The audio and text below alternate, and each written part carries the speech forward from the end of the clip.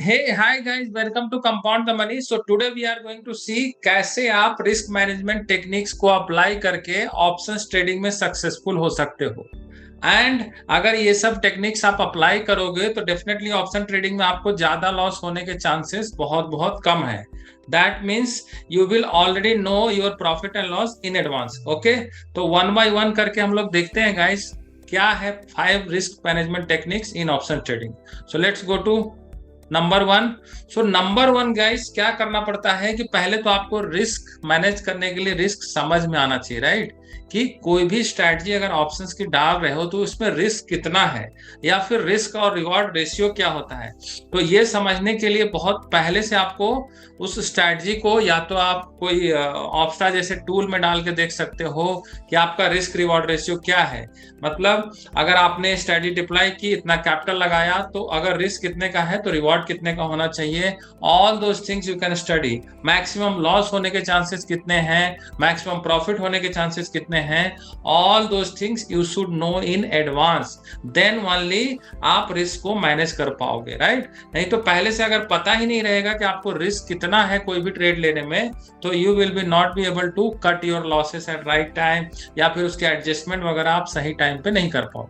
Okay, so very very important first point is that आपको risk पहले से पता होना चाहिए और आपको रिस्क की अंडरस्टैंडिंग इन एडवांस में होनी चाहिए। Yes, so this is point number one. दूसरा पॉइंट क्या है गाइस?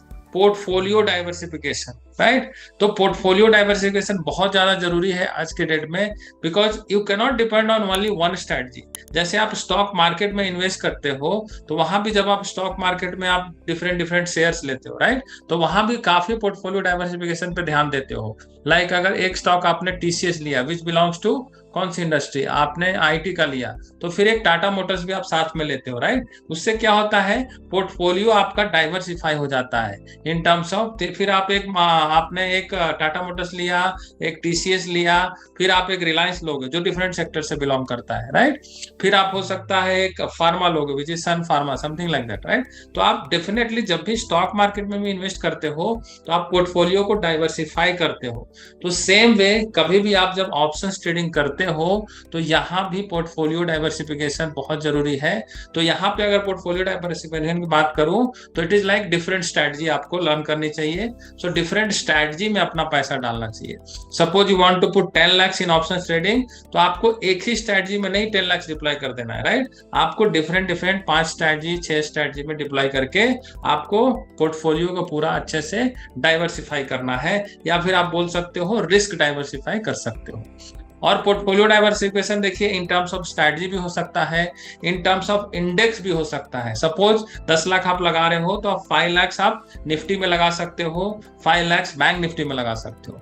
वहां से भी आपको काफी अच्छा पोर्टफोलियो में स्ट्रैटेजी का डाइवर्सिफिकेशन हो जाएगा। तो सपोज करो निफ्टी का मूवमेंट कुछ अलग डायरेक्शन में चल रहा है, बैंक निफ्टी कुछ अलग डायरेक्शन में ट्रीट होगा, राइट? तो उससे क्या होगा, अगर बैंक निफ्टी के पोजीशन में कुछ अगर लॉस होने के चांसेस है तो निफ्टी में हो सकता है उस समय नहीं हो रहा हो।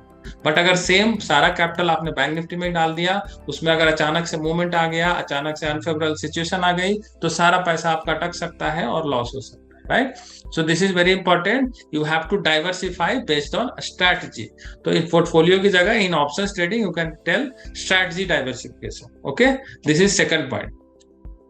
Then third point guys, options trading में बहुत बहुत इंपॉर्टेंट है which is called proper hedging. Hedging के बिना अगर ऑप्शंस ट्रेडिंग में ट्रेड कर रहे हो guys, that means you are doing blunder. और लोग ऐसे ही करते हैं, ऑप्शन बाइंग जो करते हो that is without hedging, right? कुछ लोग बहुत ज्यादा ऑप्शन बाय करते हैं, तो वो क्या होता है विदाउट हेज, मतलब आपका लॉस पूरा का पूरा प्रीमियम है हो जाएगा, कभी भी कोई हेजिंग उसमें करते नहीं है, राइट? केवल फ्लूक बाय फ्लूक पैसा बनता है उसमें, या लक बाय चांस। अगर आपने कॉल ऑप्शन बाय किया, मार्केट ऊपर चला गया तो आपको पैसा बन जाएगा, लेकिन जैसे ही कॉल ऑप्शन बाय किया और अगर मार्केट नीचे चला गया तो क्या, तो नीचे अगर चला गया तो कुछ तो आपके पास हेजिंग होना चाहिए, उसी को बोलते हैं हेजिंग। मतलब आप अगर अपोजिट चले गए ट्रेड में, आपने सोचा कि मार्केट ऊपर जाएगा लेकिन मार्केट नीचे चला गया, तो उसके लिए आपके पास कुछ होना चाहिए। So let me tell you, very powerful strategy होता है इस केस में। लाइक कैलेंडर स्प्रेड का एग्जांपल ले लो, तो कैलेंडर स्प्रेड में क्या होता है, एक पोजीशन आपकी बाय होती है, दूसरी सेल होती है। तो अगर बाय वाला नुकसान देता है तो सेल वाला प्रॉफिट देता है, तो आपस में ये परफेक्ट हेजिंग है। सो this is one example I am giving. But आप पोर्टफोलियो को हेज करने के बहुत तरीके होते हैं गाइस। आप जैसे आपका पोर्टफोलियो बहुत बड़ा है, उसके लिए आप ऑप्शंस का यूज करके पुट बाय करके पोर्टफोलियो हेज करते हो, right. So that is called portfolio hedging.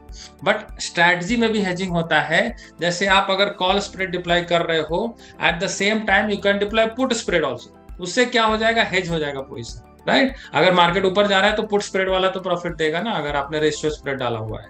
अगर मार्केट नीचे जाएगा तो कॉल स्प्रेड वाला प्रॉफिट देगा। तो हमेशा ट्राई टू बी हेज्ड, मतलब आपने जो पोजीशन बनाई है, आपने डायरेक्शनल ट्रेड भी लिया है, लेकिन थोड़ा सा उसमें हेजिंग का कॉन्सेप्ट लगाना बहुत जरूरी है। जैसे समझो आपने कॉल बाय ही किया है, राइट, तो आपको लग रहा है मार्केट एक लिमिट पे ऊपर जाएगा, but at the same time एक ऊपर जाके कॉल सेल कर भी सकते हो, मतलब उसको स्प्रेड में कन्वर्ट कर सकते हो। तो क्या हो गया, वो हेज हो गया पूरा का। तब मतलब मैक्सिमम लॉस नहीं होगा। अगर आपने नेकेड कॉल बाय किया, जितना प्रीमियम दिया 10,000 20,000 पूरा जीरो हो जाएगा, लेकिन आपने ऊपर में जाके कॉल भी सेल कर दिया तो एटलीस्ट रिस्क मैनेज हो गया, आपका पोजीशन हेज हो गया।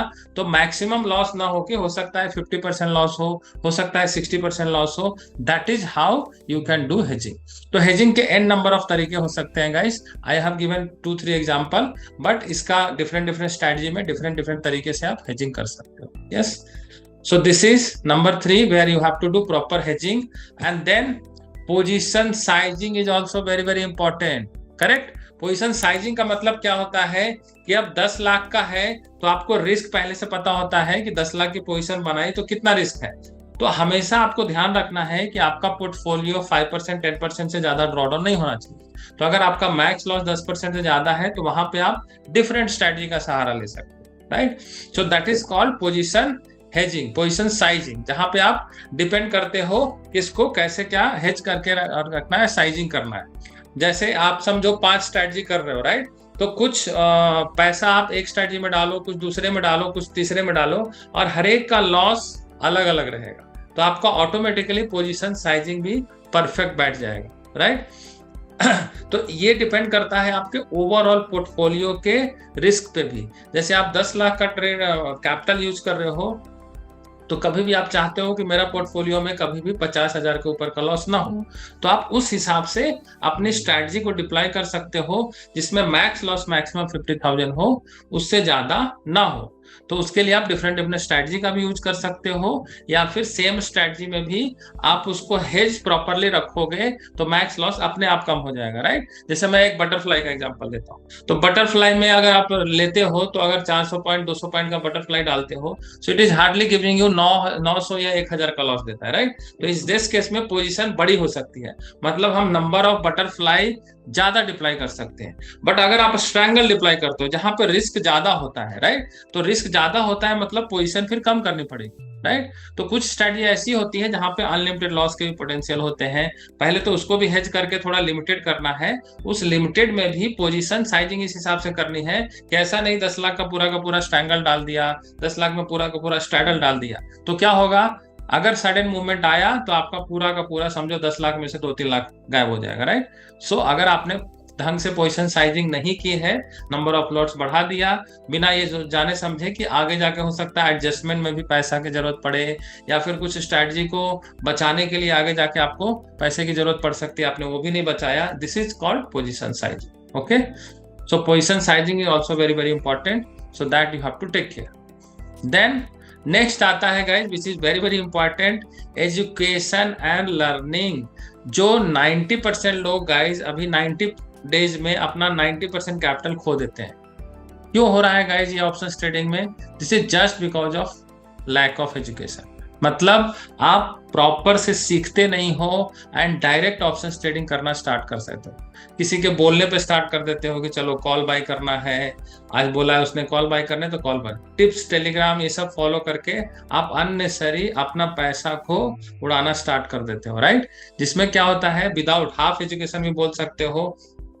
कुछ लोग तो विदाउट नॉलेज भी ट्रेड करते हैं, कुछ लोग हाफ नॉलेज के साथ ट्रेड करते हैं, तो वो नहीं चलेगा गाइज। अगर वैसा कर रहे हो तो अल्टीमेटली एक ना एक दिन जाएगा, हो सकता है 4-5 बार आपका पैसा बन जाए, छठी बार में सारा लेके चला जाए, right. So education is very important. मतलब आप क्या कर रहे हो उसके पीछे का लॉजिक आपको पता होना चाहिए, राइट। उसका आगे का एग्जिट पॉइंट भी पता होना चाहिए। कुछ लोगों के पास केवल एंट्री पॉइंट होता है, तो अगर एग्जिट पॉइंट नहीं है तो आप फंस जाओगे कभी ना कभी और आपका बड़ा पैसा जा सकता है। पहले कितना भी प्रॉफिट बनाया है, एक बार में भी मार्केट आपका सारा प्रॉफिट 2-4 महीने का भी लेके जा सकता है, if you don't know what is the exit plan in advance. Okay, so that is where education is very very important.